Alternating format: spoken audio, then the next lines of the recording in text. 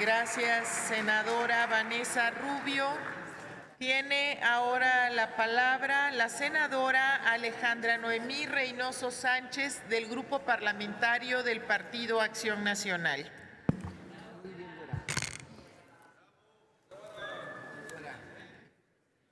Con su permiso, presidenta. Adelante. Este gobierno es el más neoliberal de los últimos años. En el Grupo Parlamentario del Partido Acción Nacional en este Senado, estamos a favor de cualquier acción que tenga por finalidad darle certidumbre económica a México, proveer de un clima favorable a la inversión, favorecer la generación de empleos y fortalecer la ruta de coexistencia e integración con los países de América del Norte, que además, hay que decirlo, en 25 años han generado oportunidades, estabilidad y desarrollo del país. Certidumbre económica que le urge a nuestro país. Estamos a favor de la aprobación de este protocolo modificatorio del tratado entre Estados Unidos mexicanos, los Estados Unidos de América y Canadá, porque sí es un instrumento clave para la economía de los tres países y porque también es congruente con el voto que emitimos el pasado mes de junio cuando aprobamos este instrumento comercial. Decidimos hoy nuestro voto reflexionando y pensando por la agroindustria de nuestro país, por las mercancías textiles y de vestido, por el comercio digital, por las pequeñas y medianas empresas. Reflexionamos también y pensamos por la industria automotriz, por la industria aeronáutica, tan solo por mencionar algunas industrias. La situación económica del país exige decisiones de Estado, acciones que trasciendan el ámbito político electoral, determinaciones que solo tengan en mente los intereses nacionales. Esta es la congruencia de Acción Nacional. Ha sido y seguirá siendo y siempre seguiremos poniendo por delante el interés superior de la nación. Sin embargo, esto no cancela la posibilidad de señalar lo que se hizo mal en este proceso de negociación y sus resultados. Hay muchos elementos de este protocolo, de su negociación, de los tiempos, de las formas que adoptó, de las disposiciones que incorpora, de las implicaciones de algunas de ellas con los que en definitiva no podemos estar de acuerdo. Para empezar, la discusión la estamos teniendo tan solo unas horas después de que se diera a conocer la versión en español del texto suscrito por las autoridades comerciales de los tres países. Mucho se ha mencionado, un hecho inaudito, único en la historia de nuestro país. Todas las fuerzas políticas en Palacio Nacional, representantes de las cámaras empresariales, todas las dependencias del gobierno federal presenciando la firma de un protocolo modificatorio. Sin duda es un hecho inaudito porque jamás en la historia se había atestiguado la firma de un documento que nadie conocía. Es lamentable que hasta tener el dictamen hoy en las Comisiones Unidas, entonces nos enteremos que además del protocolo modificatorio, había dos acuerdos paralelos firmados antier en la Ciudad de México. Tanto que el dictamen que se había circulado se tuvo que modificar porque resulta que no estaban consideradas las dos cartas paralelas. Por el apartado denominado Consideraciones de orden específico, sabemos ahora que durante el curso de las negociaciones del protocolo y previo a la suscripción del mismo, nuestro país combinó una serie de entendimientos para la implementación de algunos de los compromisos previstos en el TEMEC. Y sí estamos hablando de dos acuerdos paralelos en el protocolo modificatorio. El primero se refiere a temas ambientales que los estados parte del TEMEC deberán observar. El segundo en materia de cooperación ambiental y verificación aduanera. Ambos acuerdos suscritos el 10 de diciembre pasado y que obligan únicamente a nuestro país y a los Estados Unidos de América. Estamos firmando un cheque en blanco, porque no conocemos el contenido ni los alcances de dichos acuerdos. Es vergonzoso y lamentable que al Senado se le exija examinar una serie de compromisos de la mayor relevancia de México en apenas unas horas. No es digno para nuestro país, no es digno para el Senado, no es digno para México, no es digno para quienes generan millones de empleo, no es digno para la opinión pública. Estamos aprobando un documento al vapor sin haber tenido la oportunidad de discutir sus implicaciones con los expertos, sin haber generado espacio para escuchar al empresariado y especialmente a los sectores potencialmente afectados por el cambio de reglas.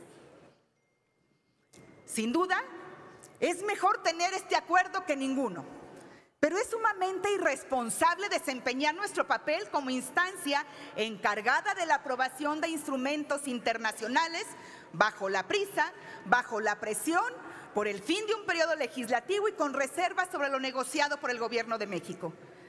Y es que las reservas se fundan en la certeza de estar frente a un proceso negociador deficiente. Lo que tenemos hoy es el resultado de un compromiso que hizo el presidente López Obrador con el Partido Demócrata y que se remonta a la carta fechada el 14 de octubre que dirigió a Richard Neal, presidente del Comité de Medios y Arbitrios de la Cámara de Representantes de Estados Unidos, luego de una conversación que tuvieran ambos en Palacio Nacional unos días antes, el 8 de octubre. En ella, el presidente se atribuye la reforma laboral y su implementación como un logro propio y una oferta de campaña, lo cual a todas luces es falso. ¿Qué pensará el congresista cuando vea el PEF del próximo año y que lo que aquí comprometió el presidente no está cumplido? ¿Qué dirá este congresista? ¿No será que quieran hacer otra modificación al protocolo modificatorio? Cuando hoy le preguntaba al subsecretario para América del Norte este tema, le preocupaba más saber si estaba autorizada la publicación de esta carta que el contenido de ella. Además, toma una serie de decisiones, incluidas las presupuestales, para satisfacer las demandas de grandes sindicatos que apoyarán a los demócratas en la elección de noviembre próximo. Aún más grave, esta carta, que apenas fue difundida por algunas redes sociales y que está en el espacio del Partido Demócrata en la Cámara de Representantes y ustedes pueden tener acceso, compromete gravemente la soberanía nacional al señalar que su gobierno no tiene reservas respecto a implementar mecanismos que permitan el cumplimiento de lo aquí asentado. Con ello abre la puerta a la intervención directa de los sindicatos estadounidenses. Lo que hoy tenemos como anexos del protocolo en materia de controversias laborales es producto directo de la generosa oferta del presidente López a los sindicatos estadounidenses. Hay varias voces, hay varios actores claves que fueron desplazados por el equipo negociador del gobierno federal en este proceso. En primer lugar, quienes acompañaban desde la renegociación del TLC, los del cuarto de junto, que al parecer no conocieron sino hasta el último momento los compromisos y las concesiones del gobierno. En segundo lugar, la Secretaría de Economía, que prestó todo el apoyo profesional necesario, pero que no tuvo el liderazgo de la negociación, muy a pesar de su alto perfil técnico. En tercero, nosotros como senadoras y senadores, quienes hasta el domingo pasado comenzamos a recibir información oficial, insuficiente por cierto, de parte de los funcionarios responsables. Una vez más, México ha vivido un proceso diplomático secuestrado entre los intereses político-electorales de los republicanos y demócratas en Estados Unidos, con poco margen de maniobra y desprovistos de propuestas y de tiempo para contrarrestar las imposiciones externas. Las concesiones que hicimos a los Estados Unidos son desmedidas. El protocolo puede ser bien visto, pero en buena medida es el resultado de dos exigencias inaceptables que no pudieron ser neutralizadas. Por un lado, la oral por parte de los demócratas muy cuestionados alrededor de los intereses de Richard Trumka, el presidente de la mayor corporación sindical de Estados Unidos, quien es muy buen amigo de un senador que también ve bien con buenos ojos el impulso a la reforma en materia de outsourcing, no tanto por buscar el bienestar de los trabajadores, sino con fines del control sindical. Por el otro lado, la del acero por parte de los republicanos, algunos preocupados genuinamente por la industria automotriz estadounidense en sus distritos, pero otros más bien al servicio de la industria acerera estadounidense. Sobre los contenidos concretos de ambos rubros, abundan las preguntas. ¿Por qué establecer mecanismos específicos de resolución de controversias en el ámbito laboral en los anexos 31A y 31B, en lugar de incorporarlos a las enmiendas y fortalecer el capítulo 31 de solución de controversias? Si a Estados Unidos le interesaban esos anexos, México debió haber propuesto otros para equilibrar el piso de la negociación. ¿No le hubiera a México interesado establecer mecanismos de respuesta rápida para resolver asuntos como los del tomate, los del transporte y otras controversias comerciales que se demoran meses o a veces años? En materia laboral, los Estados Unidos no necesitarán evidencia fehaciente de la existencia de violaciones a determinados derechos a la libre asociación y sindicación. Bastará con que tengan creencias de buena fe, testimonios anónimos y la presunción de que estas violaciones estarían vinculadas al comercio internacional. Mientras la investigación sobre el hecho reclamado se desarrolle, el reclamante puede retrasar la liquidación final de los saldos en cuentas aduaneras y esta moratoria podría afectar indebidamente a industrias específicas hasta por 45 días.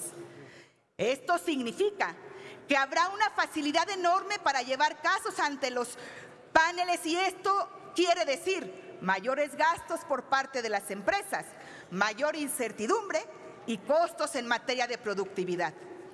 El TEMEC sin duda será todo un reto para la industria siderúrgica nacional para ampliar su capacidad productiva en mediano y largo plazo.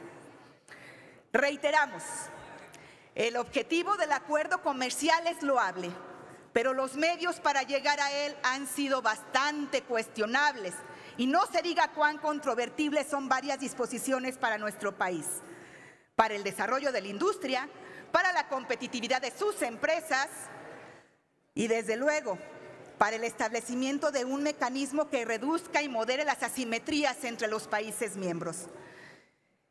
El PAN votará a favor de este protocolo, pero lo hará sabiendas de la delicada posición en la que el Gobierno de México ha puesto al Senado de la República, vis a vis al Capitolio estadounidense y el Parlamento canadiense. Mientras estos órganos legislativos examinarán el instrumento con todos los medios a su alcance, garantizando la protección de sus intereses nacionales y estudiando, ponderando y anticipando los distintos efectos de cada una de sus disposiciones.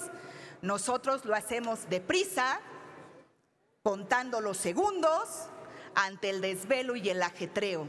Señoras y señores senadores, tenemos frente a nosotros una tarea de la mayor relevancia: romper este círculo vicioso de la lastimosa pérdida de soberanía y de la dignidad nacional frente al vecino hegemónico.